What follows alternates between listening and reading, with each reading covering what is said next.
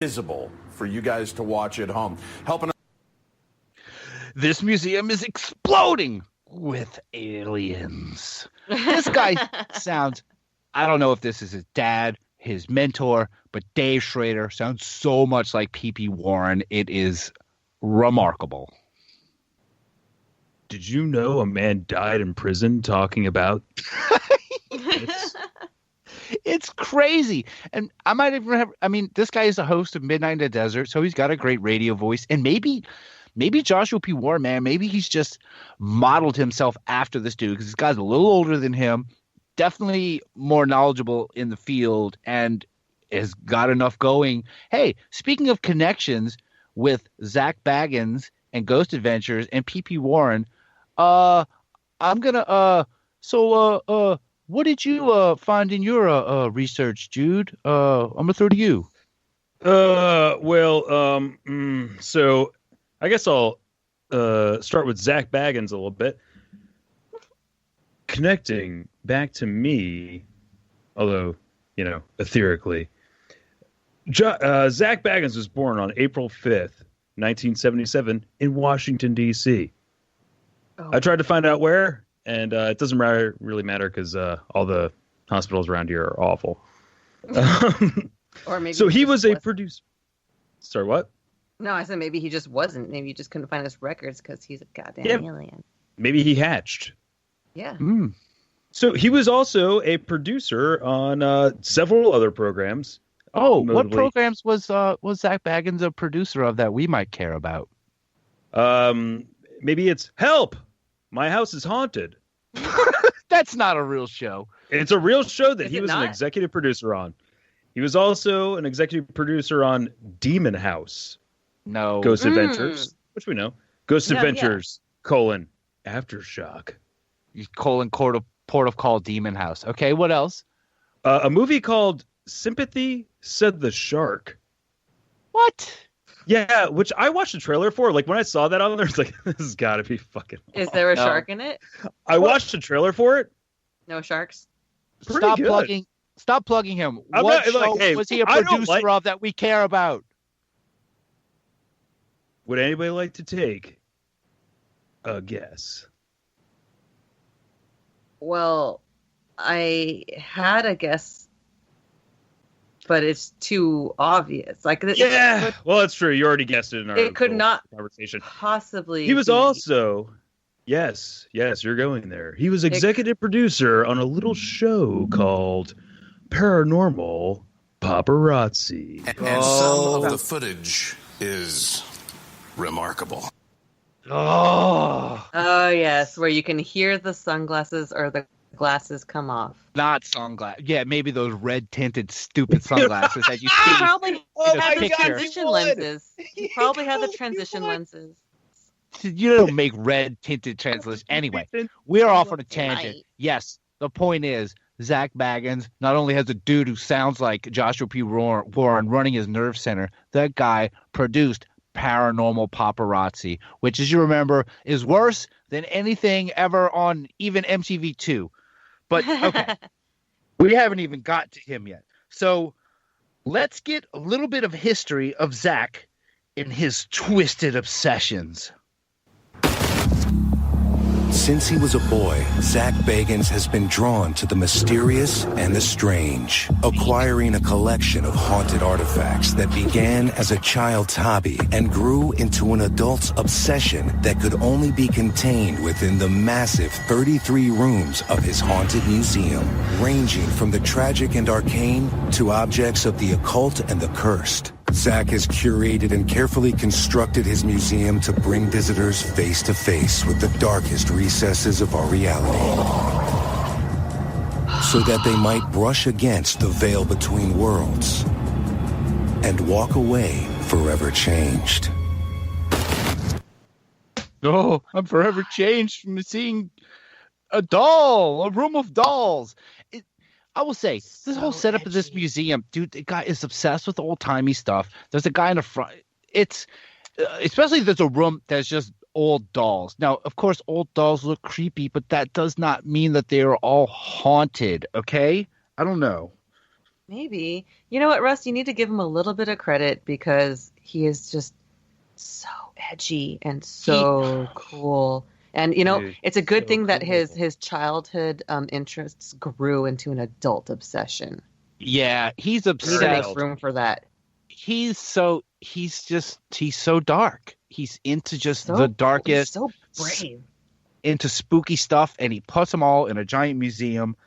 All right. So we go on to learn about Zach has a whole crew of weirdos that I was trying to keep track of everyone that they showed that worked for him. Oh, dude, I have a spreadsheet of It's them all right, all. dude. Yeah, we've got this. I have a list too, but I'm not even there. It's too long. It's It's long. impossible to keep track of. I've got a shortened list. I've got a condensed list. It's real simple. We're going to introduce the people we need to, because the people that work there, they are interesting, but these are just people that work there. And the fact that they're complaining about working at this place. Oh no, yeah, fuck those guys. Oh, Fuck those exactly. guys. They're not real. So he's got this crew of weirdos, and we also learn that there's a priest on hand for any safety measures or in case they need to perform an exorcism, which, wow, that might be needed.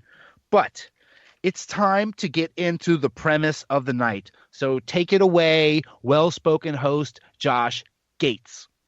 After all, some of the objects in this museum have been reported to cause headaches, vomiting, nosebleeds, and in some cases, much more serious stuff, heart attacks and even death. But that's not enough to keep away the fans of the Ghost Adventures crew. A crowd is gathering here in Las Vegas, and we are moments away from Zach and his team arriving here at the Haunted Museum to gear up for their investigation. This is unbelievable. We've got all these folks here, and once Zach and the team get here, they will enter the museum and they will literally be sealed inside for 4 hours. 8-foot plywood panels have been brought in to barricade every entry and exit point except for one single doorway. A doorway that is right behind me and which will be under strict control, protected by a locked iron gate. So tonight, Zach and his team will face off against a collection of deadly items, including Peggy, the reputed to be one of the most haunted dolls in the world, a doll who may even be possessed by a demon. We'll also see the cursed cauldron of serial killer Ed Gein, who mutilated his victims in unspeakable ways. We'll also explore the remnants of the infamous Demon House, a building so haunted that it actually had to be destroyed. And most importantly, Zach may attempt to open the Dybuk Box, the most haunted and dangerous object on the face of the earth, filled with a cursed energy that has personally affected him in profound and terrifying ways. So, we are just getting started here. And when we come back, Zach and his team will arrive to start their investigation, preparing themselves to face down the evil that lies within. Don't go away. Woo! Yay! So, as you can hear, he's outside of the museum, and there are like a couple hundred people just on the street outside, which I don't know why they're not doing anything on the street. No, they're just out there having no lives. That's what they do to fill their space. The first note I had on this when I was watching this was around this minute mark, and I said, I hate every single one of these people that is hanging out in front of the Haunted Museum at 3:00 in the afternoon, waiting for Zak Bagans. It's tourist. I mean, if you had Vegas. no life, what would you do? So awful. I was like, why are you doing that? There's a lot in this clip to break down, especially the fact that like I said, I bet you it's a bunch of tourists. This is Vegas, so it's like 90% tourists just milling around, and they're like, hey, there's a thing here with cameras, and they're like, woo, go Bagans.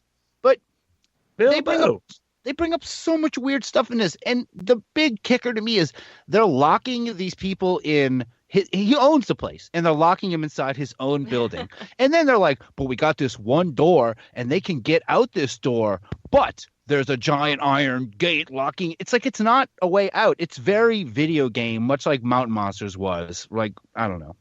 Yeah, and they had they made a point to say that, like, just in case anything happens, because things might go seriously wrong, we have EMTs and ambulances on hand. And then they shoot to immediately them sealing up all of the exits with plywood and, like, nailing it shut and everything, like, oh, because in case there's an emergency, we want to make sure there's as few entrances as possible for these medical professionals to rescue anybody if need be. But there's the one door open. No. It's for liabilities. Yeah, exactly. And they also got a dumb-looking guy who looks like an old-timey butler with a top hat guarding the door. The whole thing is super silly, but we learn a little bit more about this production, and that, of course, they have a social command post where they're monitoring Facebook and Twitter comments from people watching the live video feed from inside the museum. And they give a spooky history of the house/museum. Let's hear the spooky history. Built in 1938 by Cyril Wenger, this former home was occupied by the Wengert family for 29 years. Plagued by tragedy, the family lost a child when he was only 7 years old, and the Wengert matriarch, Lottie, passed away in the very room that now houses Bela Lugosi's mirror. For a time after the Wengert family's departure, the home sat abandoned. Although, according to witness testimony, it was still used by intruders who performed occult rituals in the basement, opening portals of dark energy that could still be felt many years later by the members of the Nevada State Bar who became the building's final tenants before Zak. Did you ever leave here from working and notice your personality is different? Often. I actually poured salt in the back office I worked to keep whatever negative energy was out. Gosh, I didn't know that this was at this level. Gosh, I didn't know. Hey, I know that you're a lawyer. Did you ever notice that after work, you kind of feel shitty? Yeah, I've never left work and felt differently than when I got there. This is crazy. I came into work with a smile on my face, and I left work with a smile on my face. Who doesn't? This one time I got fries, and they didn't taste right, so I had to put salt on them. Whoa, I didn't know it was at this level. That's spooky, Russ. It's so ridiculous. Yeah, so this place was built in 1938, and the Wengert family and all that, and Wengert. It was a law firm. Okay. Definitely the 12-year-old in me went a little, hey, Wengert. Okay, I'm 13 and a half, okay. Okay. Well, look. So now that we've learned all the history and the setup to whatever this is going to be, so now we have the triumphant arrival of Zak, who pulls up in David Koresh's car for some reason. Now, I don't know, much like I was saying about the mirror and the cauldron, I don't know what's paranormal about owning David Koresh's car. It's a sick-ass Camaro, bro. It's a sick-ass fucking Camaro. Are you kidding me? It's so sick. It's awesome. Satan it is would awesome. Just get chills looking at this thing. But you don't have to get the one. Super cool. It is super cool. It looks like the car that Slash drove off that cliff in the video, but it's not. You can get any car like that. It doesn't have to belong to David Koresh. He is not a paranormal guy. Yeah, but it does. He was a religious fanatic who got in a standoff with the government, and they ended up killing him and tons of people. It's a terrible thing. This is what happens when you're a weirdo with too much money, all right? You end up buying David Koresh's car and all this stuff and claiming it's paranormal. It's like saying Dr. Kevorkian's bag is haunted. David Koresh's car is not haunted. But anyway, let's hear Zak's triumphant arrival and all the woos we can hear. And by the way, he has fingerless gloves on. Just go. Woo! Oh, God. Stop. Pretty much everything about this building says go away. But here we are. And we are about to send our Ghost Adventures crew inside. Zak is only moments away, and he will be arriving here in a one-of-a-kind vehicle, once owned by none other than notorious cult leader David Koresh. Koresh was, of course, the infamous leader of the Branch Davidians in Waco, Texas. He died in the 1993 fiery FBI raid after a 51-day standoff, killing nearly 80 people in the process. Surviving the disaster, though, was Koresh's prized 1968 black Camaro, stamped with his name and dubbed Armageddon's Relic. Zak recently purchased the car at auction, and he will be arriving in it right now. And so here we go. This is the moment that we've been waiting for. Zak and the Ghost Adventures crew are making their way down Charleston here. We are just off the end of the Strip here in Vegas, very close to historic downtown Las Vegas, and you can see a police escort here. And here he Zak comes. arriving in Vegas. Koresh's Oh my God, Zak. prized black Camaro Very at the Vegas. Haunted Museum.